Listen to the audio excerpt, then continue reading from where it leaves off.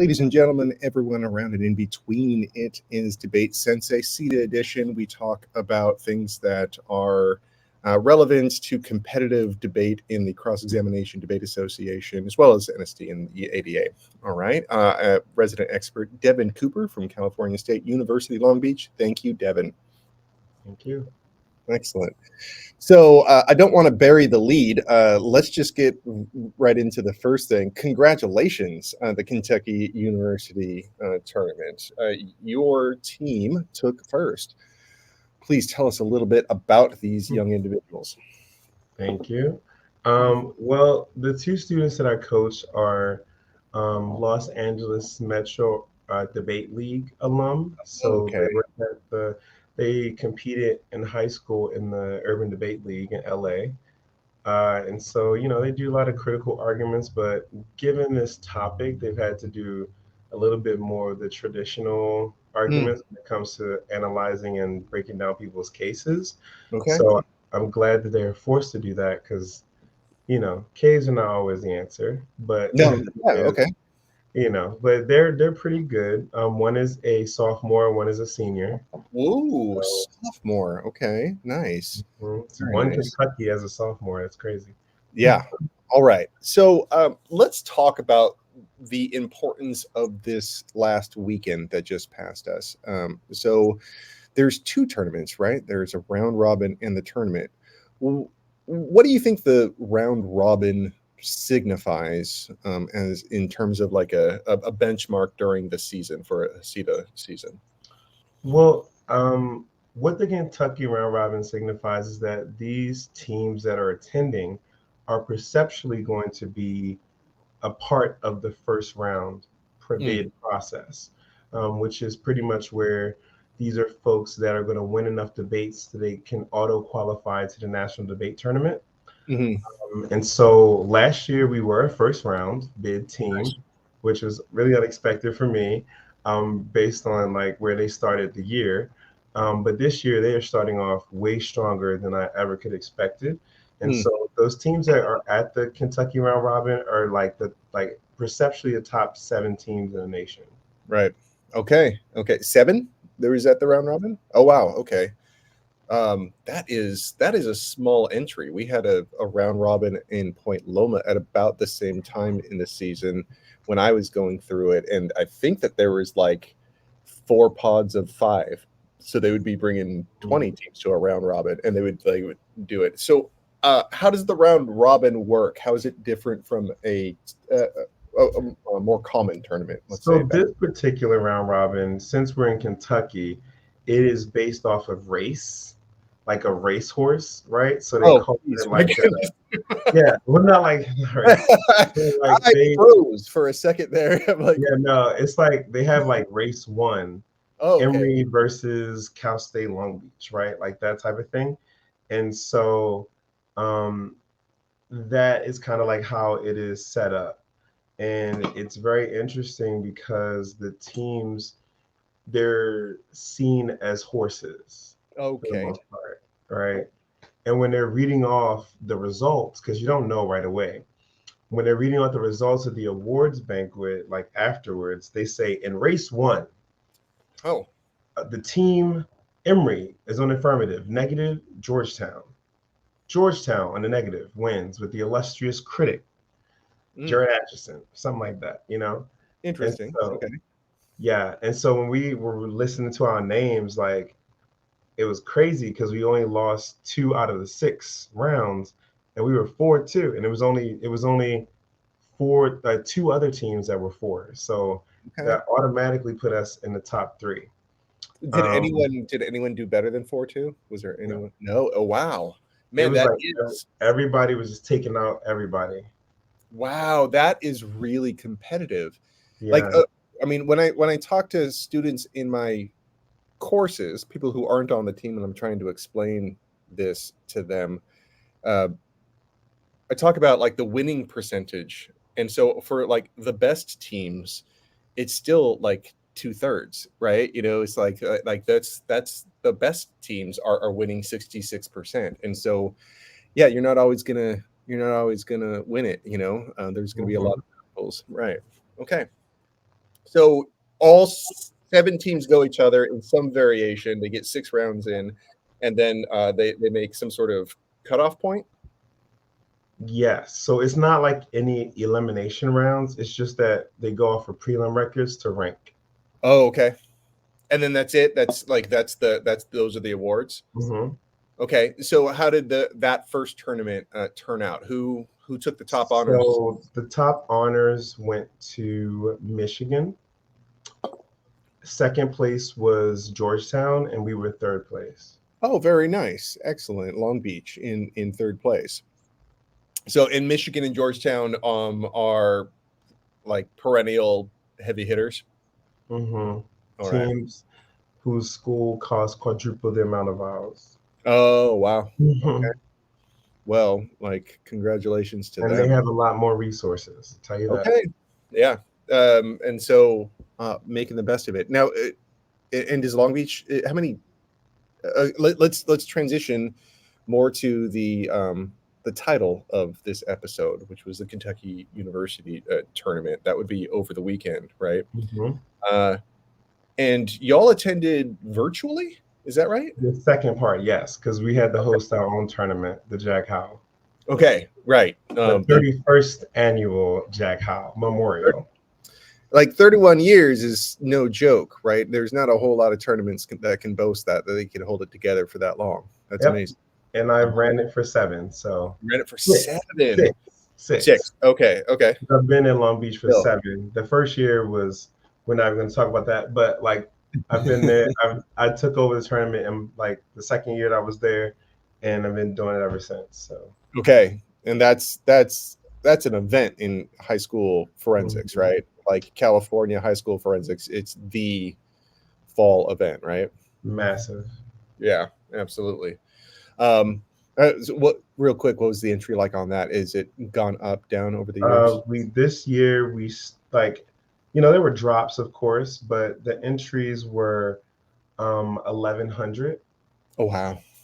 Okay. Yeah.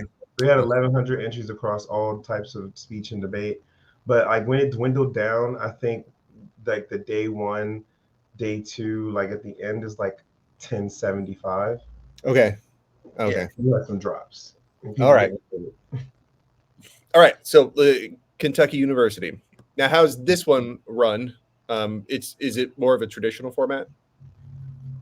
So I haven't got confirmation if it's still ran this way, but the Kentucky tournament in itself is a pod, I think. Oh. And I think that pod is based on the round robin teams.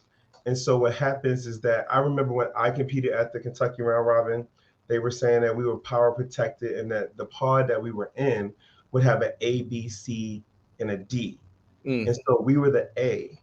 And all the other teams we would go against for the next consecutive rounds would be in those categories. And it's kind of like you're getting like, a lot of bottom thrown at you. Not to say these teams are bad, but it's like they need a little bit more development. But so you get a lot of bottom thrown at you. The real competition comes in round 4.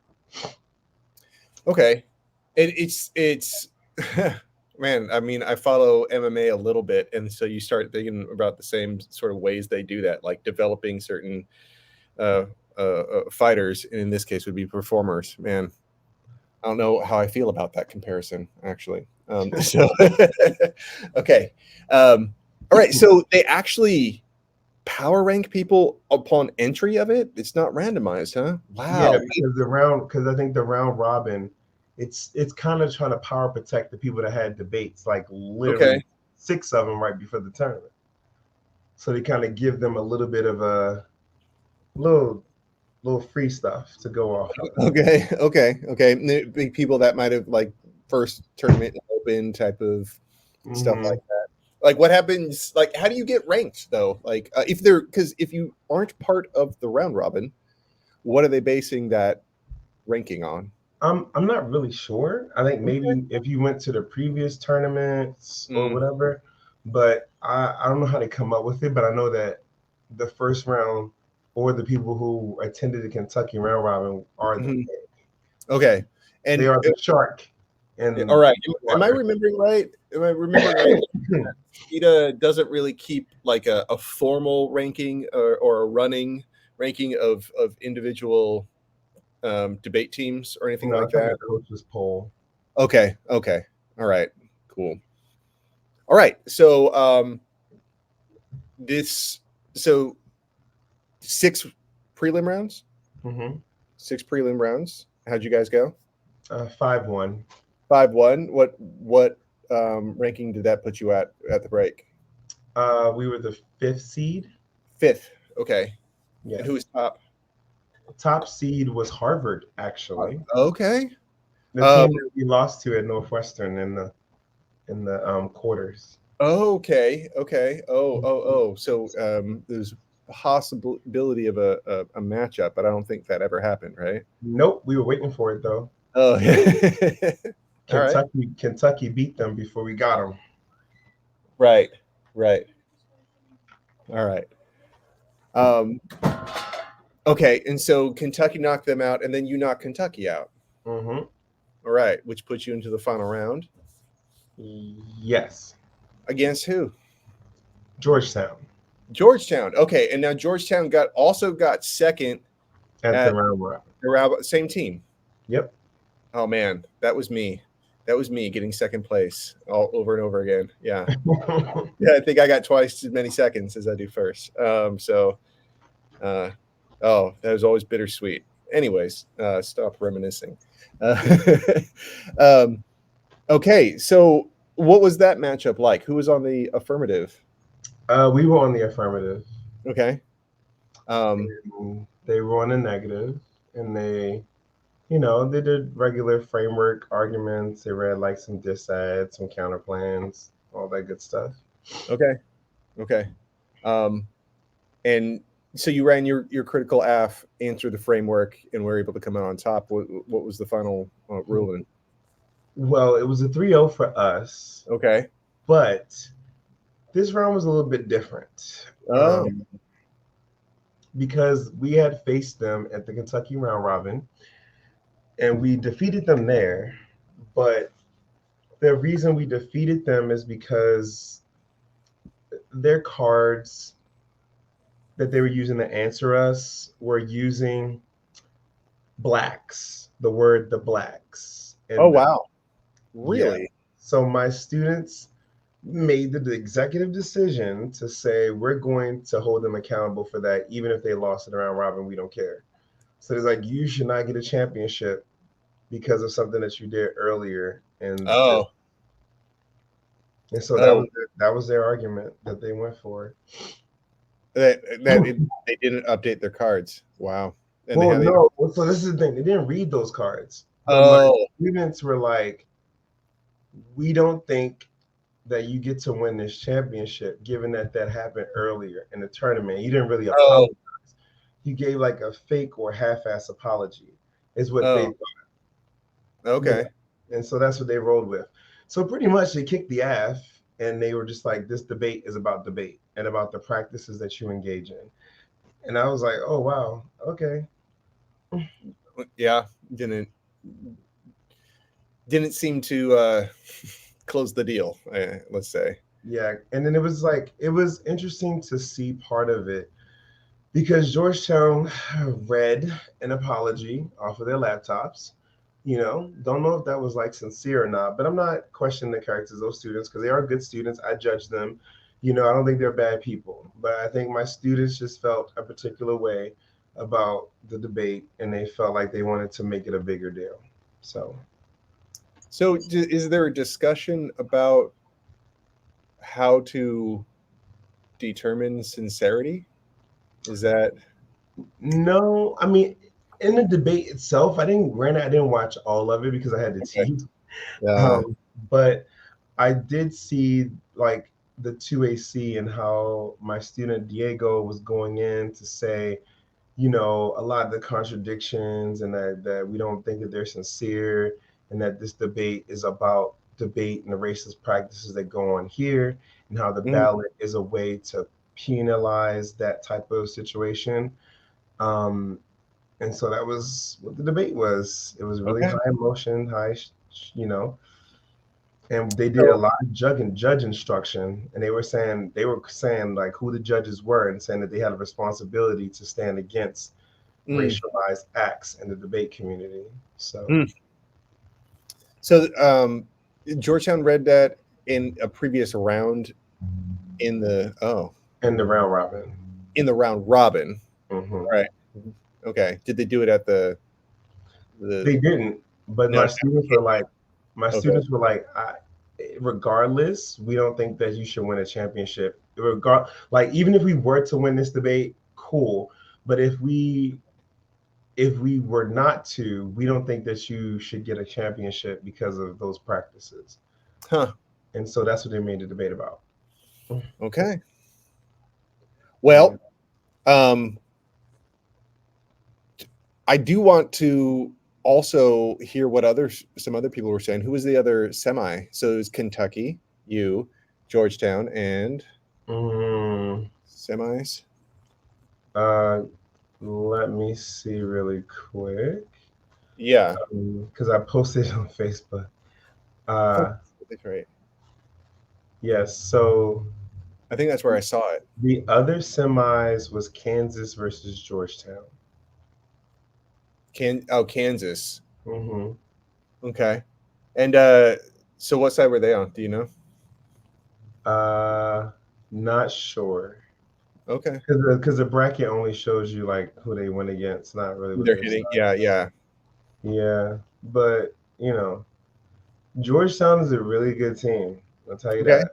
Mm-hmm. And so we already knew we was going to go against Georgetown in some capacity because of business situation. All right. Okay. Here, let me see. I'm also taking a look at that. All right. Were there any new strategies that came out that were talked about, mentioned, or anything like that? Well, I'm not sure because I wasn't judging at this tournament. Oh, you weren't? Okay. No, because I was, I had to run a Jack Howe. My students were competing over. Right. Of course. Yeah. Yeah. But I mean, what I will say is that people have probably just upped their level of what kind of counter plans they're going to use. But for the most part, when I would judge at the round robin, I'll say that. But the thing is that it was crazy because it seems like the traditional teams that are more traditional, at least, they kind of all read the similar 1NC. Oh, a similar 1NC. I thought you were going to say 1AC. No, well, that too, pretty much. What's people are reading 1NC again? No, is it disarm? No first use. No first use. Right. So first use, and I think that's NFALD. They found that too because we just and ICBMs is another one, but no first use by far. By far, no first use. But what's the 1NC that you're hearing that's similar, no matter what? I'm hearing instead of no first use, we should do sole purpose. Sole purpose. That's right. And then the other thing is that they read a nuclearism K. They read a deterrence disad. They'll read a conventional shift disad. And then they'll read a bunch of Ks. So usually 4 off in case is what they go. 4 off in case. Mm-hmm. Well, I mean, if you're seeing the same 1AC, maybe that's why you're seeing the same 1AC. Because I mean, the sole purpose doesn't make sense in other contexts, obviously, right? So that part of it. Literally, yeah, it was crazy. Like it's like all of them were just reading no first use. And I was just like, come on, bro. Like, y'all can do better than this. Like, and so it was interesting because I watched a round against Michigan versus Georgetown. And so Georgetown, like, really kind of, like, played on Michigan's, like, sensitivities because they knew, because in their 1NC, they had the typical 1NC that I just talked about. But oftentimes when the 2NC comes about, they'll just kick the K and make it all about the disads and counterplans. that didn't happen in this debate. This debate, the 2NC got up and did all nuclearism K. And I was Oh, like, oh wow, wait, interesting. they don't preface the critique, and they just run it in the 2NC? Well, no, I'm saying like because you split in a block, right? Right, right, right. And so the 2NC took the K, and then the Got one it. and R took the counterplan and disads. Oh, okay, okay. Yeah. And then, um, And then the two and R will make the decision to go for either what the one and R said or what the 2NC said. right. And so in this debate, they went for what the 2NC said. They went for the K. Uh, It was crazy because like Michigan kind of like they just read their stock answers to the K. Like, there was no real like heavy offense on it. And then Georgetown was like, "Cool, we know Devin knows the K very well, so mm, we're gonna go for that."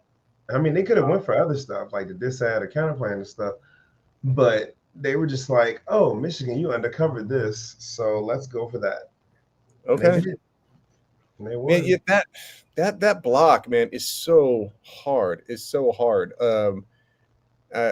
NPDA kind of guarded against splitting the block a bit just because there was only one rebuttal after that. It's like impossible if you just allow splitting the block. And so I think there was a different culture, but I think that's changed now. I think that um, people are just totally fine splitting the block now since I'm gone.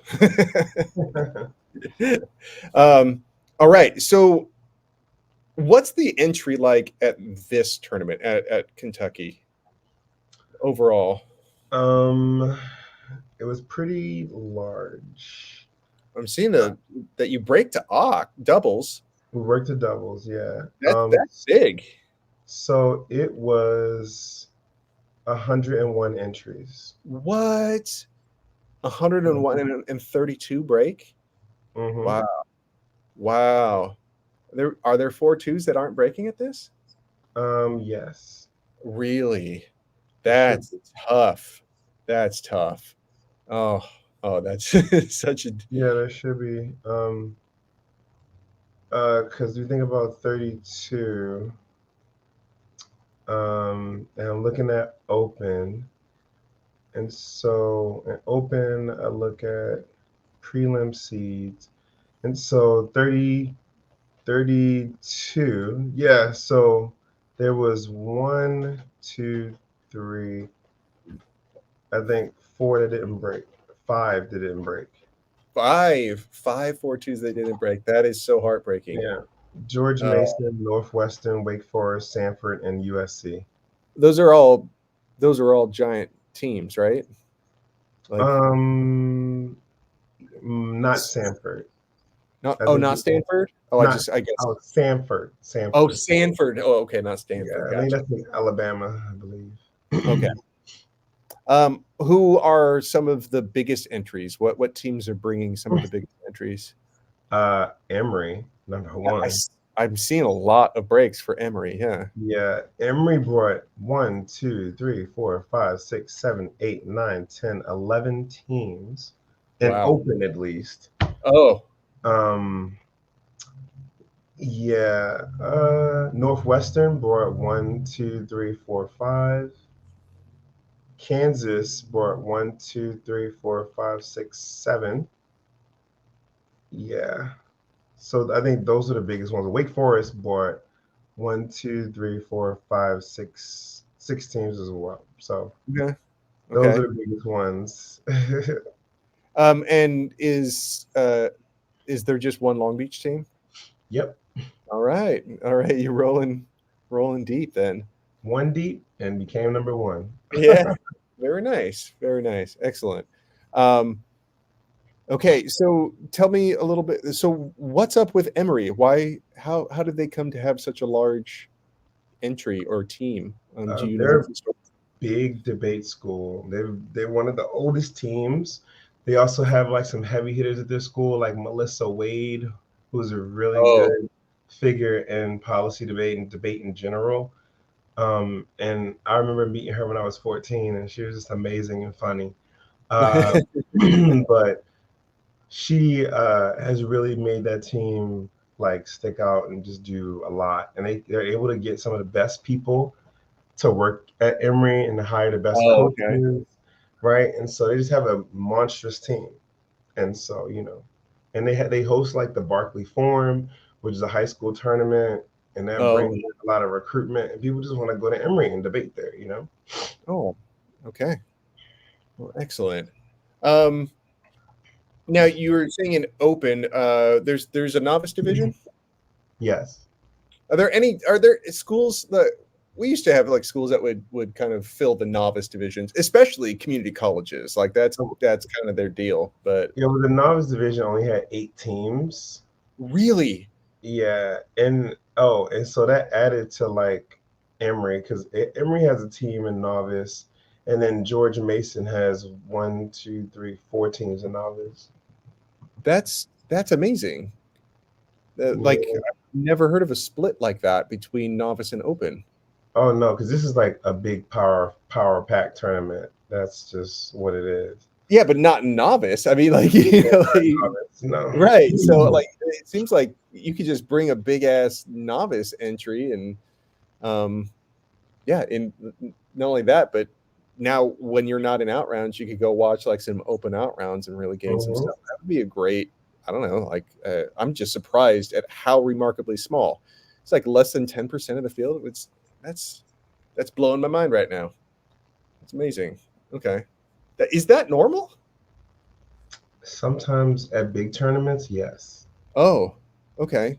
So it's the It's smaller it was, tournaments. it's like between like 8 and 20, Okay. between that range that you would have like JV and novice. Okay. Um, so, so this is a real sort of benchmark. This and the round robin together now. Um, you how did Michigan the one in the round robin, right? Michigan got first in the round robin, yes. And then they quartered in. Yeah, I think so. They lost in Okay. quarters, I believe. Yeah. So they quartered with Well, but not that. That's not the same team, though. I oh, think, that's a different one. Really? yeah, the team that is, um, I think. Wait, because it's like, oh no, no, wait, that is the team. Yeah, they quartered. Oh, yes. All right. Okay. I'm thinking about last year's abbreviations, but yeah, they lost in quarters. Okay. So Michigan, Wyoming, Emory, and Harvard were the quarters. Um, what was I going to say? Yeah, Okay. Harvard was the number one seed. They were 6-0. Oh, they were 6-0. Mm-hmm. I mean, yeah, I've said it before about there was always this superstition about coming out first seed. You know what I mean? And then you didn't really want that. Yeah. No, we were waiting for them. I'll tell you that. It was like we're on the same side of the bracket. Let's run it back. Yeah. Run, run it back. But you hit Emory. You hit their last Yeah, remaining team. and we That was we a big we break. lost to them in at the round robin. Oh, really? Hmm. Okay. We lost to Michigan and Emory at the round robin. Michigan and Emory. All right. So you were able to uh, make some adjustments, I'm assuming. Oh Or, no, we didn't need to. okay. Because we were on the opposite side this time. We were affirmative. I mean, sorry, they were affirmative. Oh, okay. They couldn't run framework like they wanted to. I mean, they read framework as an argument, but that wasn't successful for them in the end. Yeah. All Yeah, right. I mean, it was good. But so what happened is that they read a no first this I think it was either a disarm or no first use affirmative, Hmm. and they were using abolition pedagogy as a way to Right. justify it, and we were like, those are our authors. What you doing? Yeah. So we made the debate all about how they didn't embody the abolitionist movement in rhetoric and posture. And that in order for you to like really go for an argument about abolitionism, it cannot be tied to just business as usual politics, because you would performatively be doing a disingenuous interaction with abolitionism. Okay. So, yeah, so he's like, it was like, we're not talking about the merits of your AF or is your AF a good idea. We're questioning if you as Emory have the performative element to be doing abolitionism. And two of the judges agreed. Where? Oh, it was a 2-1. Yeah. Where is Emory? And Georgia, Georgia. Okay. Okay. close to Atlanta. It's All right. Atlanta area. Oh yeah. It's like they're right next to the CDC. Like literally, the CDC is like right next to their school. Okay. You know, I wanted to just name a few of the others that I'm seeing on here that we didn't mention, just as congratulations, like Wichita, Iowa, Dartmouth. I think we said George Mason, but we did say Wake Forest. I think we named Wyoming. I'm not sure if we did that. Wait. Yeah, Iowa and Wyoming are our close friends. We like Oh, them. Iowa and Wyoming. Okay. Yeah. And what's UTD? What's that? University of Texas, Dallas. Oh, okay. Okay. Well, excellent. All right. Well, sounds like a very difficult tournament just to break at. That, Yeah. and if you didn't break, you should probably be Well, proud of. it is a difficult tournament to break at if you're not in the Kentucky round robin. Okay. Did all 7 break? Yeah. Okay. Yeah. Yeah. All right. Yeah. Well, yeah, it says something, especially if they're power protecting throughout the thing. Right. Okay. For whatever that's worth. All right.